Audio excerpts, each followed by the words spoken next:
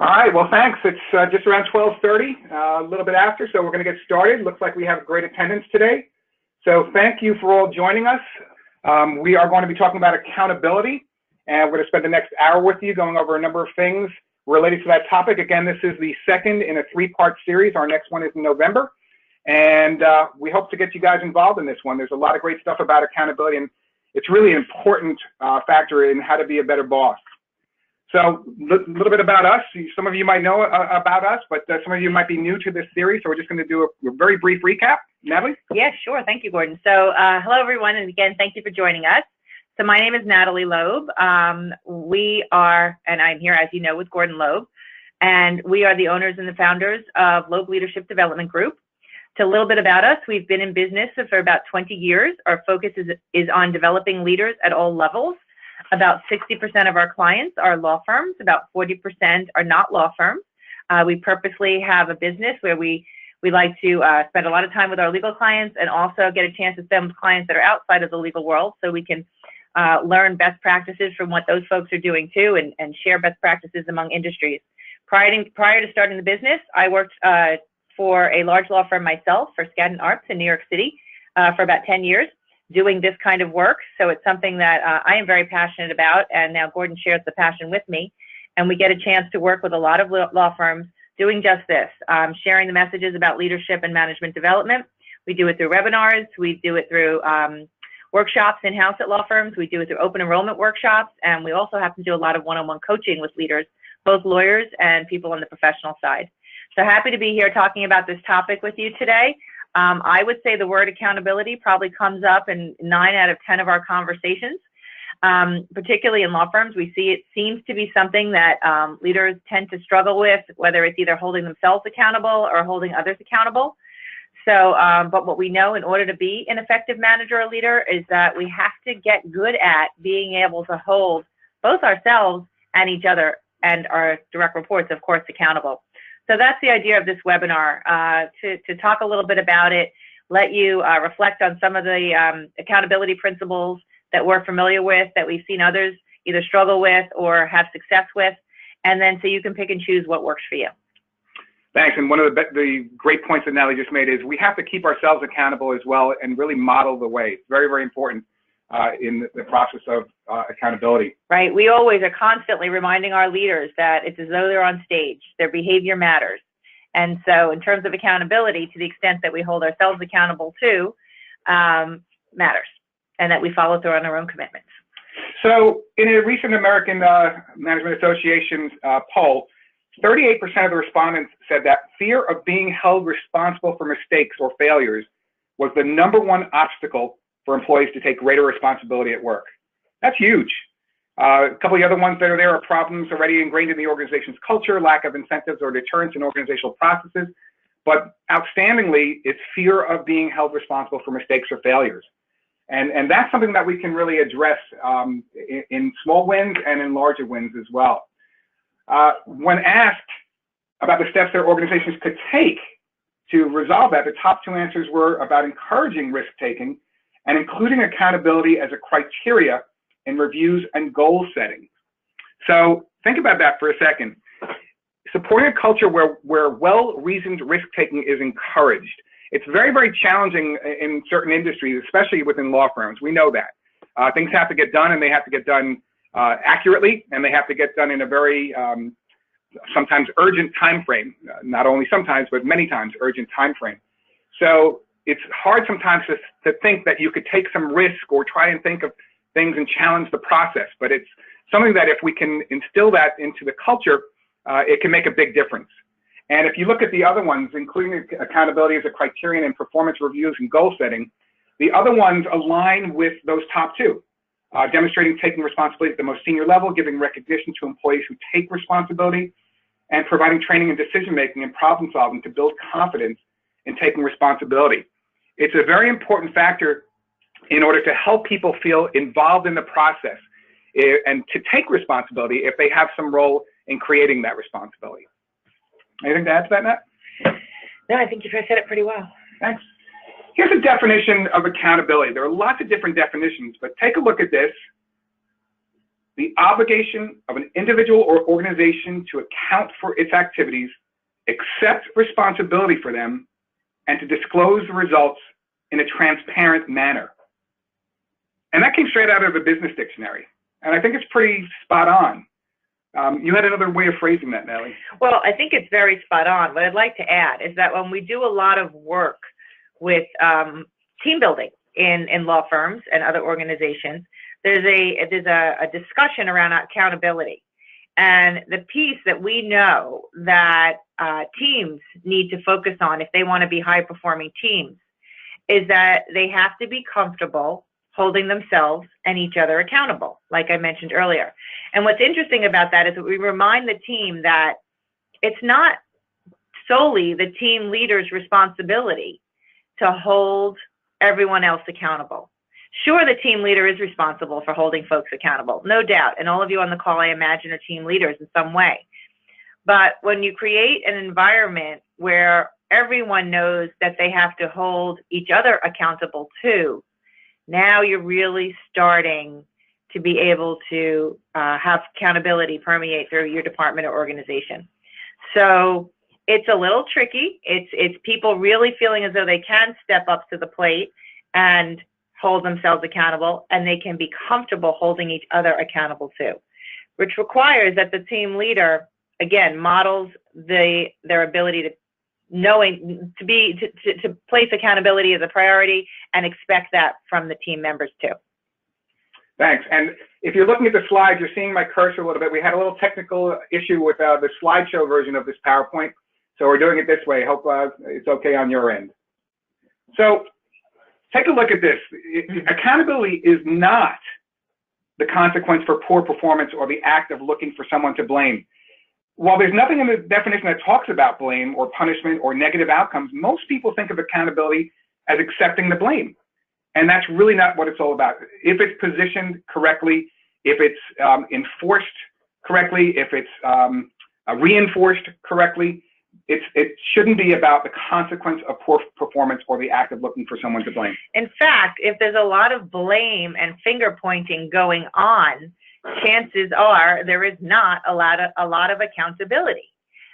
People not stepping up and feeling comfortable being accountable. So we noticed that we were at a workshop recently with a group of managers in a law firm, and we started talking about why perhaps there isn't as much of a innovative culture or in their departments as they would like. And there was a whole discussion around people being fearful of trying something new because they would be blamed, and there would be a blame, and there was a blame culture there. And so we started to talk a lot about that, and what that blame culture looks like and what it does to the folks on their team. And eventually it wrapped around to that the blame wasn't effective, and that when a manager was, again, holding themselves accountable at each and holding direct reports accountable, everyone was on the same team wanting to do their best work. The blame was minimal, and the looking and learning of lessons of what happened and what went wrong was more often the case. And in that way, people moved forward and made better decisions and improved. So it's not unusual for blame to be in organizations. However, it's a signal that maybe this accountability thing really isn't embraced yet.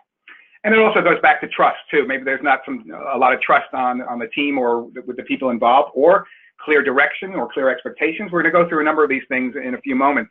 One of the things that we introduced in the last workshop and webinar, and some of the other webinars that we do, it's a very important core piece of leadership and management development, and it's called Mindset. And there's a great book by Carol Dweck. Some of you might remember us mentioning that. And it's a great read. Carol Dweck, and the book is called Mindset. She did a lot of research, and she found that there were some people that had a fixed mindset, which she defined as people that feel that they were born with a certain innate amount of intelligence, and they go through life trying to protect that image. And they don't take risks because taking risks might expose that they don't know everything. If something goes wrong, it couldn't be them because they do everything the right way. So they start blaming other people. And there are a lot of other things with a fixed mindset. The growth mindset, which is the other mindset that she found through her research, is, hey, I know I don't know everything. These are people that are willing to learn. If mistakes happen, you know what, I wish it didn't happen, but what can I learn from it? How can I do better next time? How can I be more accountable? So when we're talking about accountability, when we're talking about just about everything with leadership and management development, we hope people look at it from a growth mindset. It's a very important way of doing it. It rephrases a lot of things. It reframes a lot of things. So it's a very important factor. Great book, Carol Dweck, Mindset. So what's the value of organizations that have an accountability culture? If you look at these bullets, increased employee performance, more employee engagement, ongoing professional and organizational development, you guys can read the rest of the bullets, but studies of organizations and high-performing teams and work groups have consistently shown that a culture of accountability yields positive outcomes for individuals and organizations. You know, and the bottom bullet is better business results than competitors. So it's a really, really important concept to have an accountability culture, and we'll see how we can help to get there.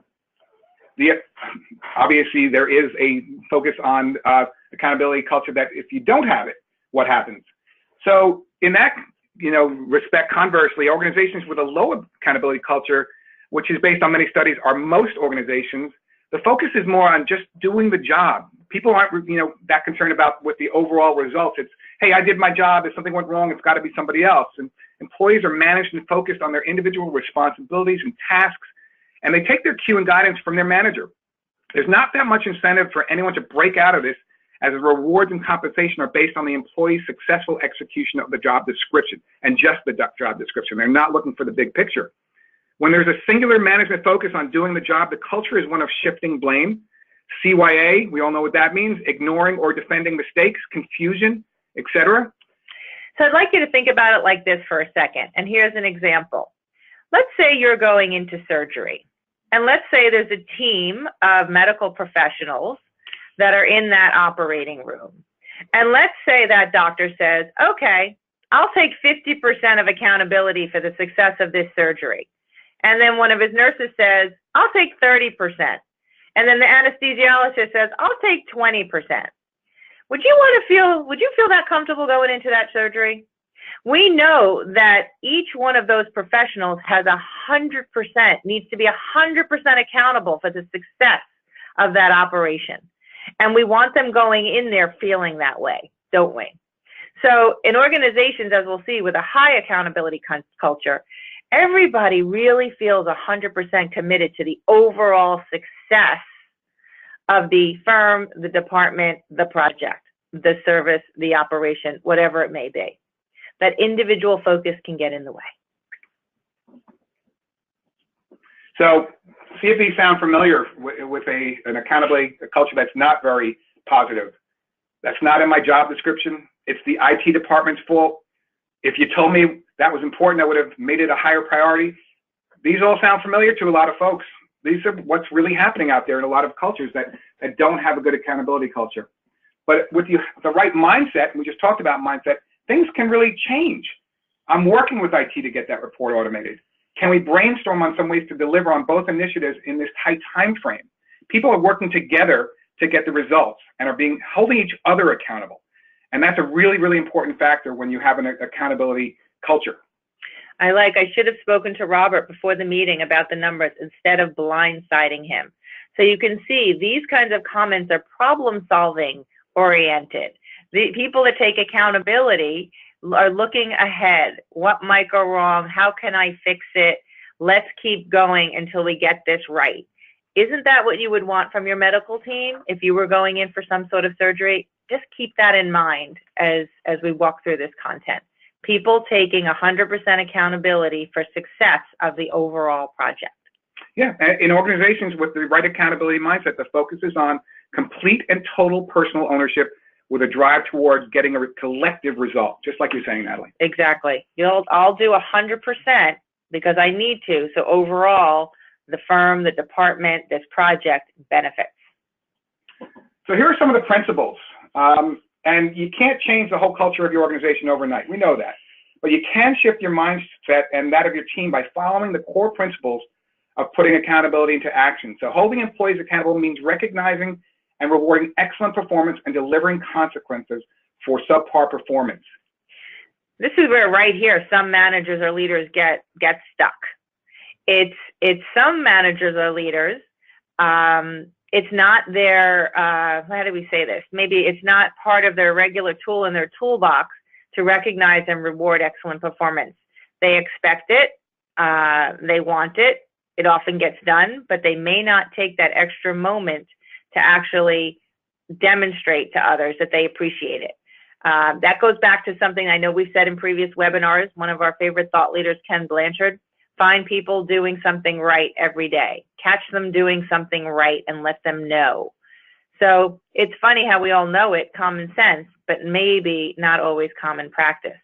And then you have the other side of the coin of delivering consequences for subpar performance.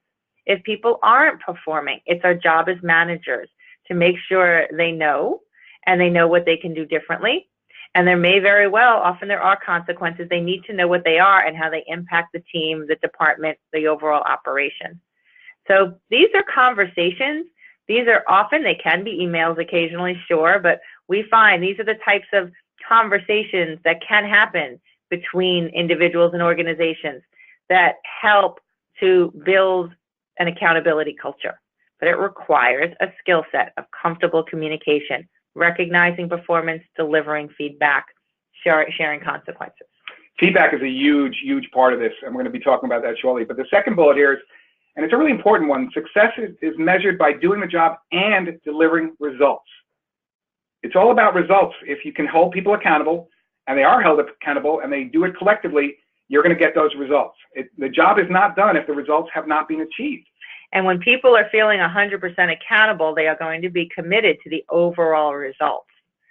So it should be happening that way. It's when it's clear that the overall results are more important than somebody's individual agenda.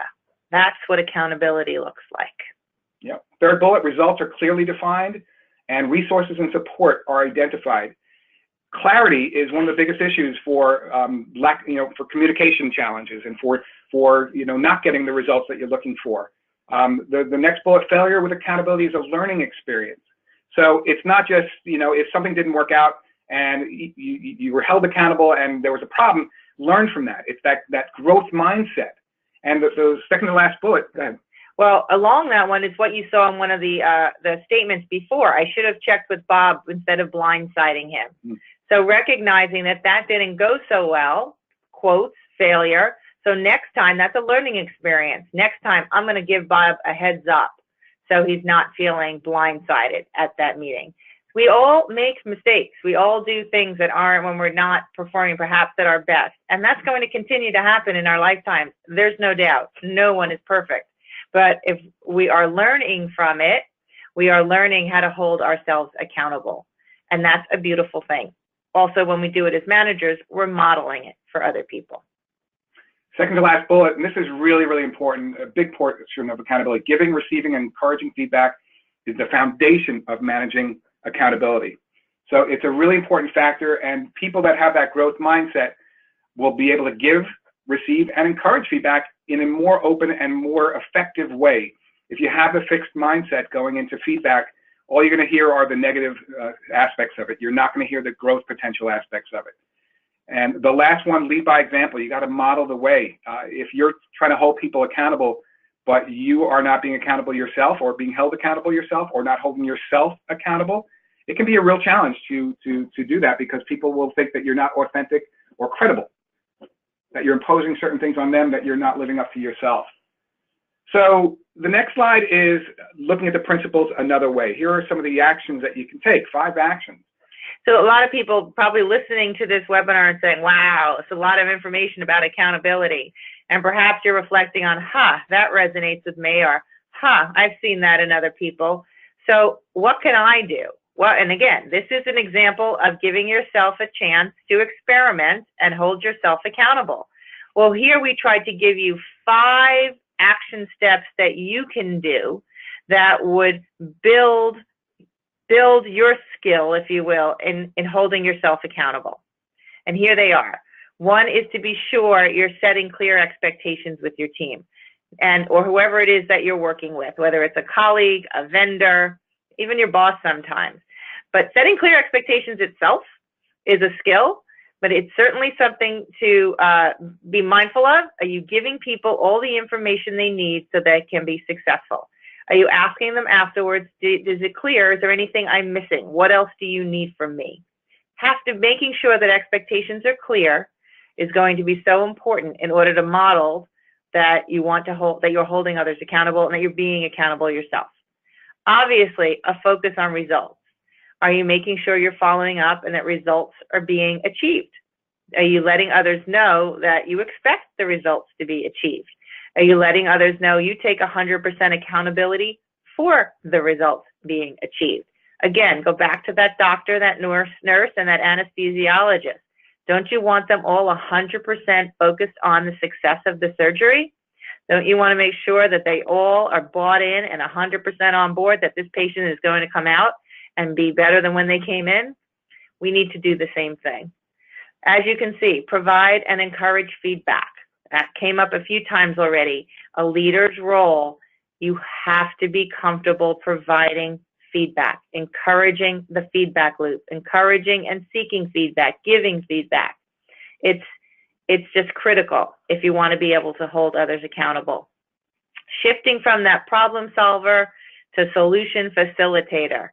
So that's, again, that links to what Gordon said earlier around that growth mindset. So it's always good to be a problem solver and a fixer. And we know in law firms we're expected to be the fixers.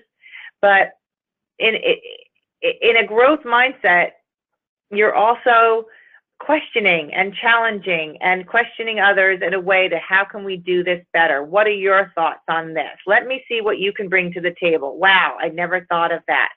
Please tell me what your perspective is, rather than just going in and fixing something all the time. I do find with legal managers and managers in law firms, we tend to take a lot of, I want to say, pride in being the quote go-to person. I'm the problem solver, I'm the problem fixer. Well, sometimes what happens then is you're given all the problems to fix.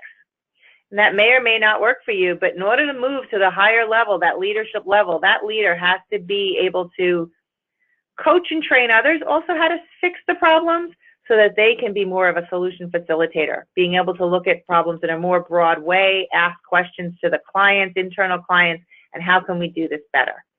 So that's what good accountability looks like. And then, of course, number 5, which Gordon keeps mentioning, model accountability daily.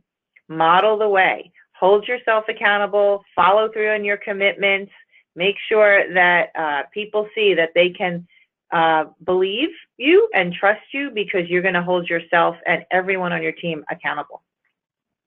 And as you can see at the bottom, accountability is built on feedback. It will be, I will say, impossible to have a culture of accountability if there is no feedback in that culture. It just won't work. You'll get blame instead. No accountability. And for those that were on the last webinar, we talked about the 4 C's of setting clear expectations. It really starts with clarity, and it starts with you.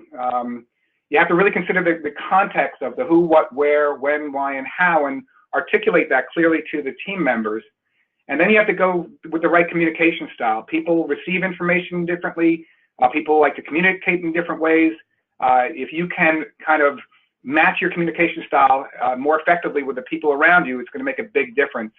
And using the tools to monitor progress and engaging and checking in as often as necessary. And that's a real interesting statement. Engage and check in as often as necessary. We touched on situational leadership in the past as well. And that's a model where you have to figure out what kind of support and direction people need. Some people will need more direction because they're not sure how to do things yet, and you need to be checking in with them more frequently.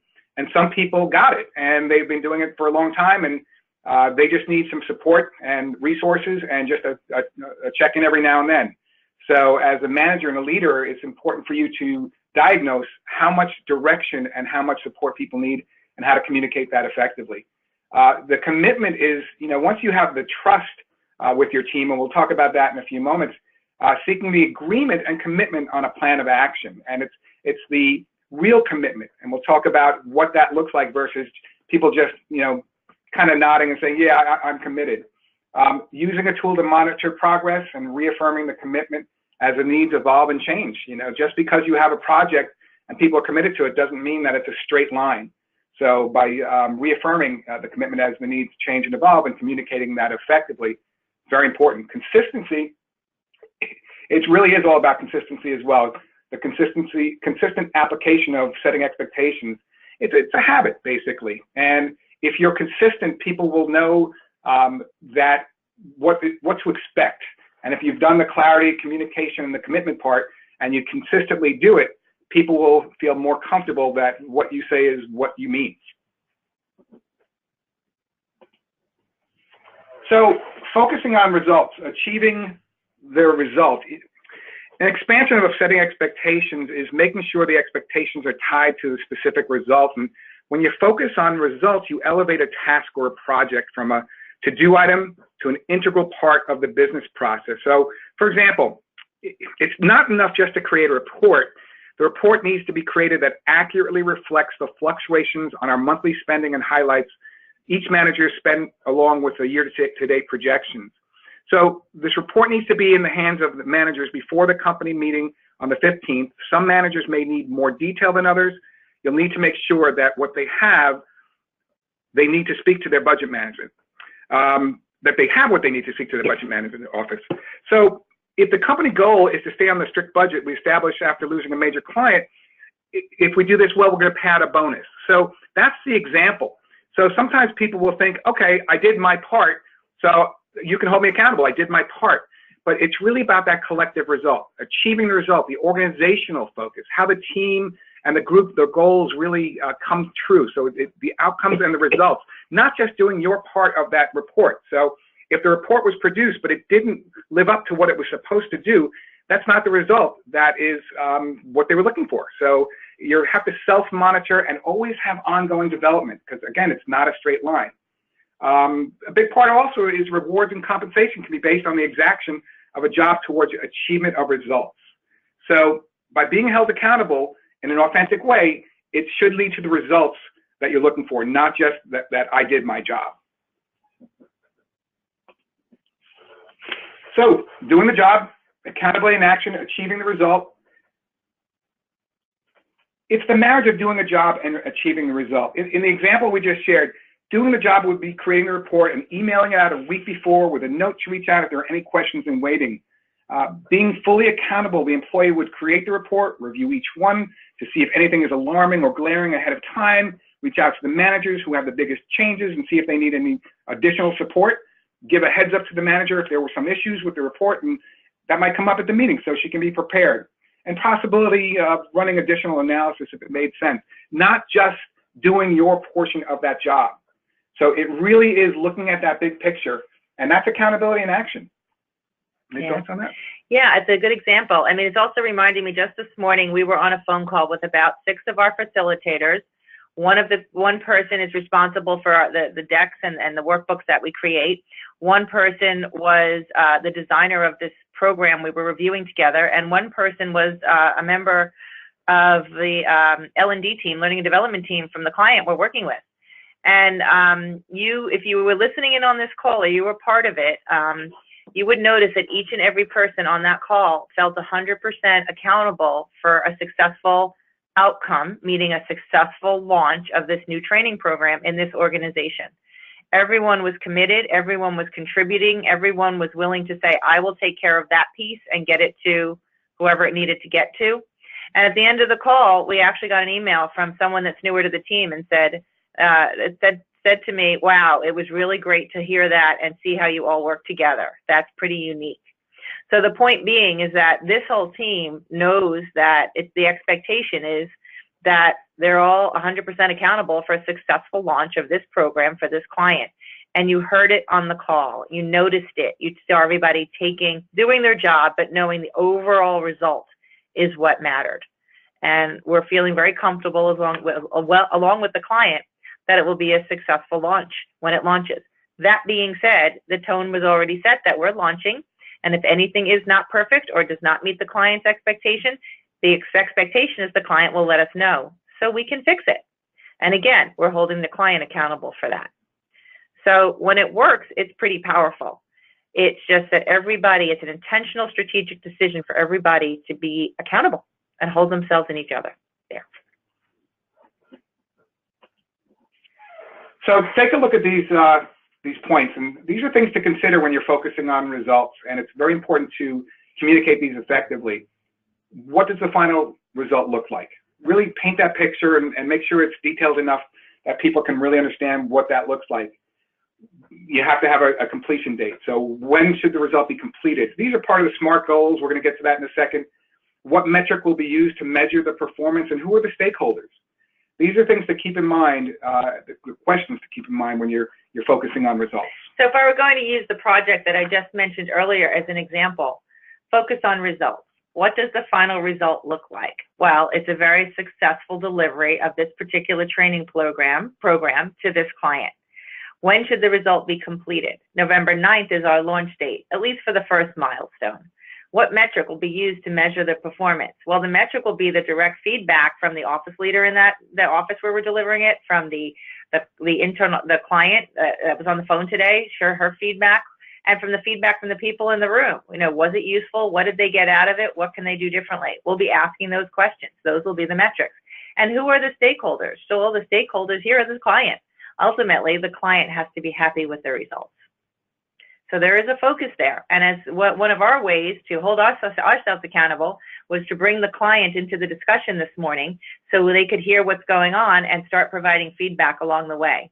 And client also knows we expect their feedback after the initial launch, which, by the way, is a little bit of a tip. If you are delivering some sort of service to a particular client, whether it's internal or external, the earlier on you can bring the client into the fold and seek their feedback, and then we go back to that feedback thing, the better, higher chance for success and the building of trust. So it's always a good idea to ask your client, what do you think? How's this going? Are we hitting the mark? Are we missing the mark? So feedback, again, it's the foundation. It's the foundation of accountability. And here are some of the actions that it can lead to. And we can't stress this enough. If you foster a culture of giving and receiving feedback in your group, you're going to see accountability flourish. We actually did a webinar for ALA Capital Chapter. There should be a recording available. If not, I'll resend it to Jesse on giving and receiving feedback. So for more information, I'll make sure that we get that out to you if you're interested. And you got to remember that feedback isn't just you giving it to your employees. It's also you asking for it. How can I be more helpful to you? It's you encouraging them to give it to their peers as well. So it allows employees to know where they stand. It really helps to enforce and assess accountability.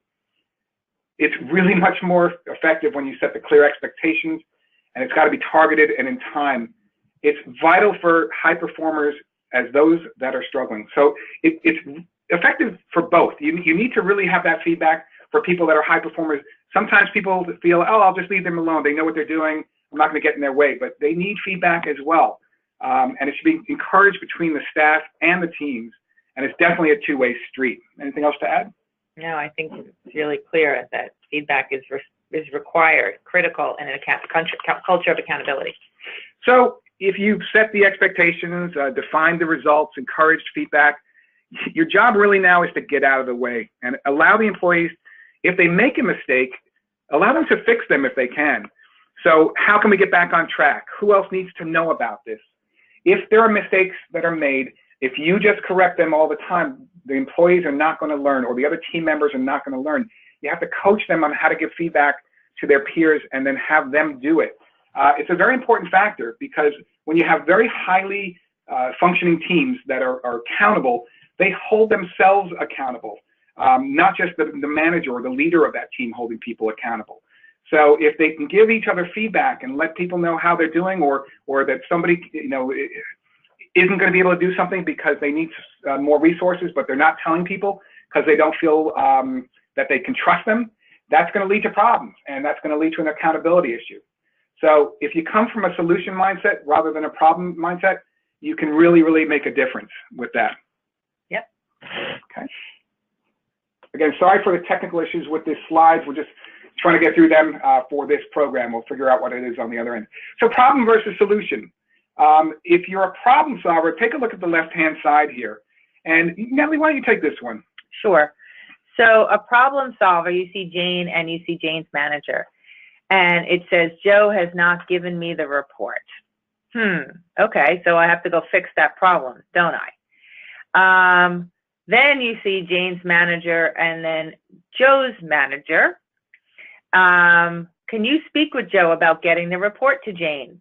Okay. And then you see Joe's manager and Joe. Joe, what's happening with getting Jane the report she asked for? Okay, so that solves the problem, doesn't it? Okay, it's one way to look at it. Now let's look at the solution facilitator, Jane and Joe.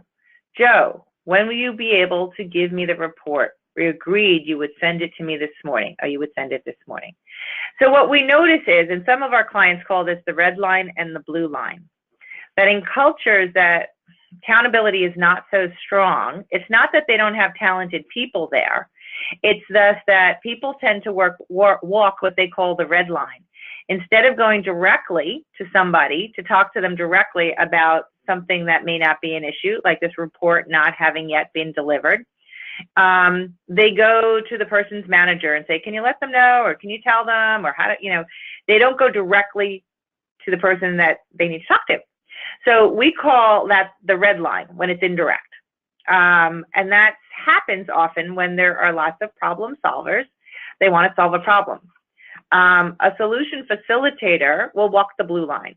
And they can walk the blue line comfortably because in this example, in solution facilitator, both Jane and Joe understand that it's important to give 100% accountability for the overall success. So Jane knows that she can go to Joe and ask, and Joe knows that Joe will take responsibility / accountability and let Jane know what happened. So they don't have to go through all those different conversations. Work happens quicker. People solve problems faster or get to solutions faster. And there is I don't say there's none, but really a lower level of defensiveness and blame. Instead, people are focused on solutions. So that's what you're seeing there. It's not unusual. Again, law firms are filled with problem solvers. We're told to fix things, and we have to go out there and fix them. We just want to get you thinking about, if you want to demonstrate accountability along the way or promoting accountability along the way, sometimes going directly to a person to have a conversation, which again is consistent with feedback, is the most effective way to grow an accountability culture. And that's what we'd like you to think about here. Which part resonates? Where would you put yourself on this chart? Where are you most often? What would your direct reports and colleagues say about you? So besides feedback, this is probably the most powerful thing you can do to put accountability into action. You really have to model accountability as a leader. And when you struggle and make mistakes or missteps, you speak to it with your team. You can demonstrate ownership over your results and show them how to do it. So own your commitment to a result, no matter the outcome. If something happened, hey, I made a mistake.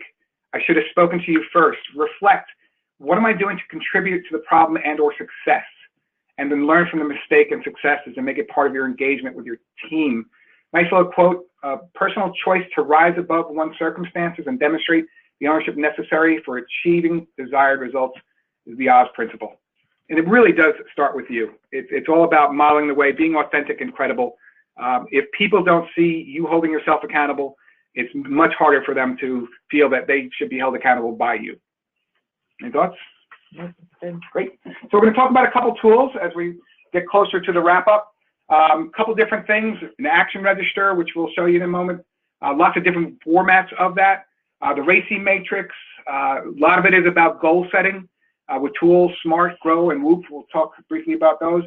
And we'll also talk about the 5 behaviors of a cohesive team model. We actually did a webinar on that as well for your chapter quite a while ago. I can make that available as well. And using performance management systems to make performance notes, really tracking things. So this is just an example of an action register, just keeping track of the date, the action item, who owns it, what kind of priority, the due date, percent completed, the status, and I would probably add another column about results and having the employee reflect on the result to get into that practice.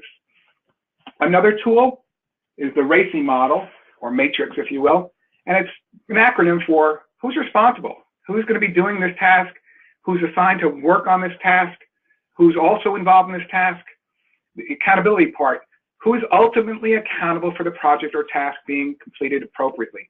So that's a really, really important factor. It's the clarity and the communication again. Who's responsible to the person and who is accountable to this person? Consulted. People are not directly involved with carrying out the task, but who are consulted. So it's very important to know who the stakeholders are or who the subject matter experts that might need to be brought into this project are. And informed. Those who receive output from the task or need to be informed and updated. So these are the matrix, the racing matrix that can help people stay on track and be held accountable. Setting goals, you know, we're all pretty familiar with the SMART goals. Specific, measurable, attainable, realistic, time-bound. It's a really great tool for goal setting. And once you have that goal and you can get that true commitment, you're going to have the ability to have accountability from your folks and get those results. The GROW model is a great coaching model. Again, we talked about this in our first of this series. What's the goal? What's the reality? You know, how are we close to that goal? Are we really far off? What are the options that we need to use to get to that goal? And also, what's the will? You know, what's the way forward? And, you know, do we have the motivation to get there? The WHOOP is wish. You know, what's the wish? Kind of like what's the goal? What's the outcome? What are the obstacles in between? And what's the plan?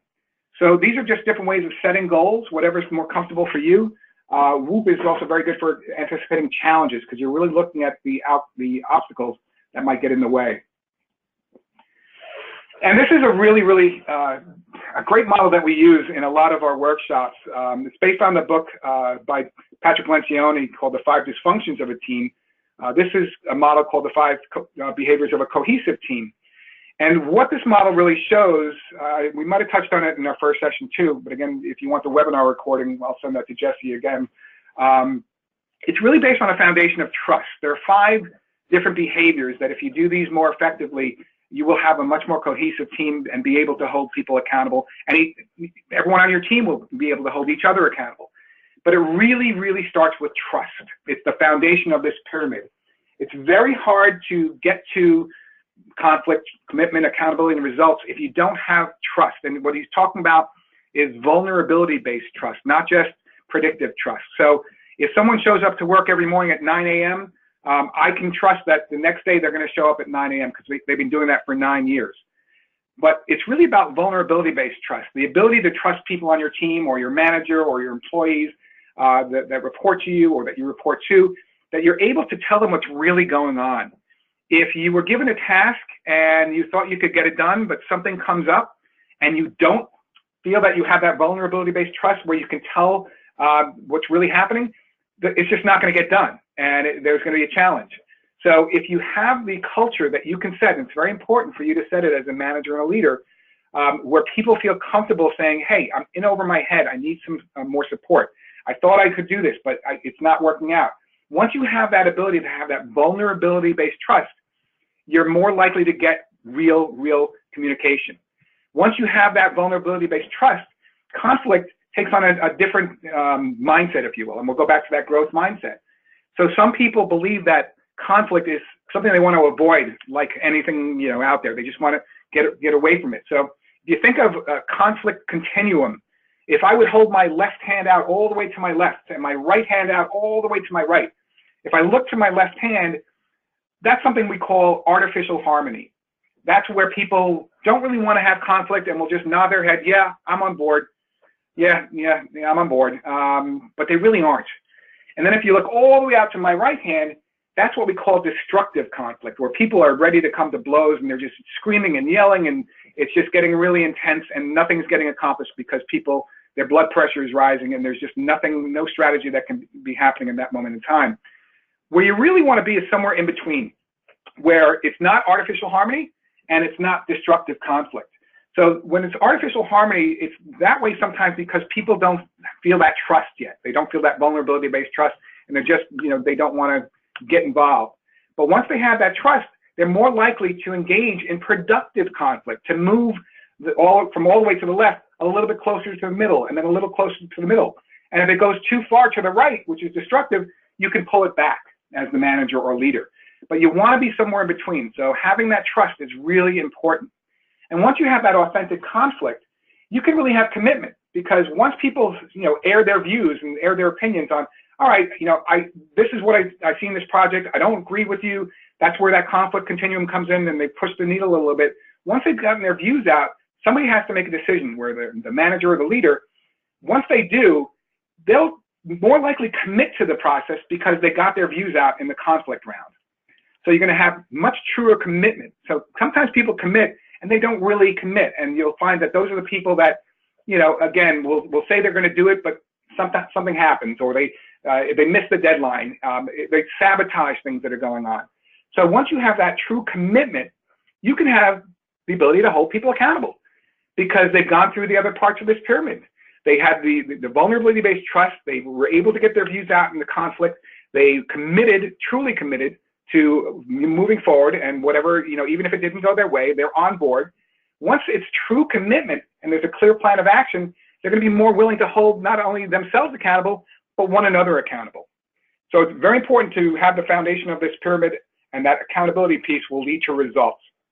Because once you have true accountability, and people will, readjust if there's an issue, or, I'm in over my head, or I need some more help in order to meet this deadline, you're going to get the results that you're looking for. So it's a great model. It's also a great book. If you want to get another book, we talked about Carol Dweck's Mindset. We're also talking about The 5 Dysfunctions of a Team by Patrick Lencioni.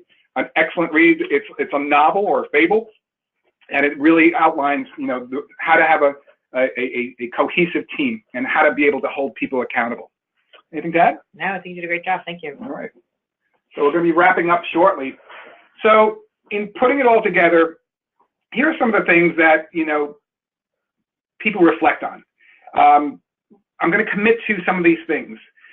Am I going to commit to setting clear expectations with my team, becoming more results focused in setting expectations, fostering a feedback mindset as part of our daily interactions, breaking that manager dependency, encouraging people to handle mistakes and manage results. That was that chart that Natalie talked about with the blue line, red line.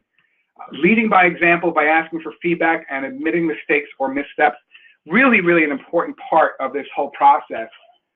Using a new tool or exploring a new tool to help monitor. There's some great tools out there for monitoring people and holding people accountable and tracking performance. So, the ones we showed you were just a couple brief ones, but there are a lot of great tools that people feel very comfortable with out there. But holding people accountable really starts with yourself, and having that growth mindset and being able to authentically have trust with your team and with yourself by setting the example so that they can, have that true authentic conflict, the commitment, the accountability, and the results. Now that we have a few more minutes, do you have any thoughts or any examples to talk about? In terms of accountability. Yeah. Now, why don't we answer some questions? If anyone has a couple questions, we have a few more moments left. You can write in the chat box any questions that you might have.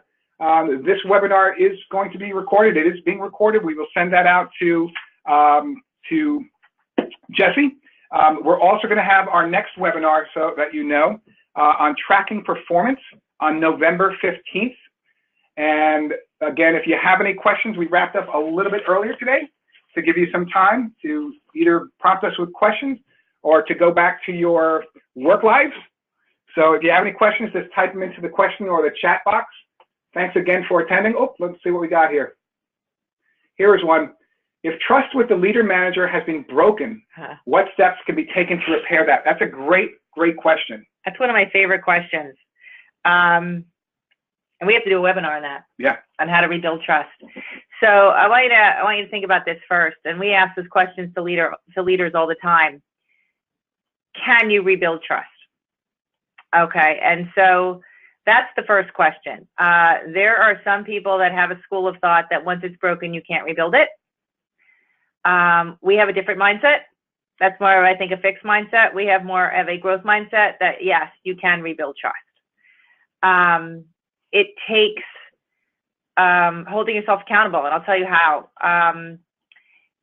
It takes being able to have a candid, courageous conversation with that manager about why either you've lost some trust or asking if they've lost some trust in you and why. that requires a little bit of vulnerability too, as Gordon was starting to talk about with the trust on the pyramid. So if trust has been broken, it will require this kind of conversation in order for it, that's the first step to rebuild. Once after that conversation, usually there'll be some agreement on what to do moving forward, which is the solution facilitation. And at that point, it is so important for each person to hold themselves accountable for doing what they agreed to. And it takes some time. It really does take some time. And depending on the extent to which the trust being broken has impacted the relationship or the people, it may take more time, or it may take a longer conversation. So it's a great question. So if you're asking me what that first step is, it would be thinking about how I'm going to open a conversation with the person where the trust is broken and what that's going to sound like. Yeah. Stephen Covey wrote a great book called The Speed of Trust. You might want to look that one up too. Trust is the foundation, as Gordon mentioned, of creating cultures that are collaborative, that are accountable, and honestly more fun to be in. So I think it's a great question. I highly encourage you to rebuild trust when it's broken, because otherwise it can be very difficult to continue to work there for yourself at your maximum potential. Yeah, and what Natalie alluded to also, sometimes when there is a trust issue, you're not going to get to the conflict, commitment, accountability, and results in the Lencioni model. But you're also going to get some potential backstabbing and sabotaging, and quite a few other things. So rebuilding it is very important. It is tough, as Natalie outlined, but there are some ways of doing it. I just want to thank everybody also for, you guys did respond to me when I was asking earlier about the sound. It went into a different section of the question and chat box, so I see all your responses, so appreciate that. We've been using this platform, and for some reason it was acting a little bit buggy today, but it's usually perfect, so really appreciate your patience with that. Any last questions? If we're just going to scroll down, if anyone has any last questions or any last thoughts. We have about 2 minutes left.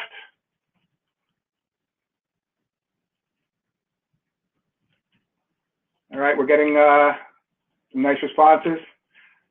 Some people wish this was a little longer. But again, really appreciate your guys' feedback. And I will send the recording of this webinar to Jessie in the next few days, and she will be able to send you the link for it. So thanks a lot for being part of this, and we'll see you on November 15th. Yes, thank you. Thanks, folks.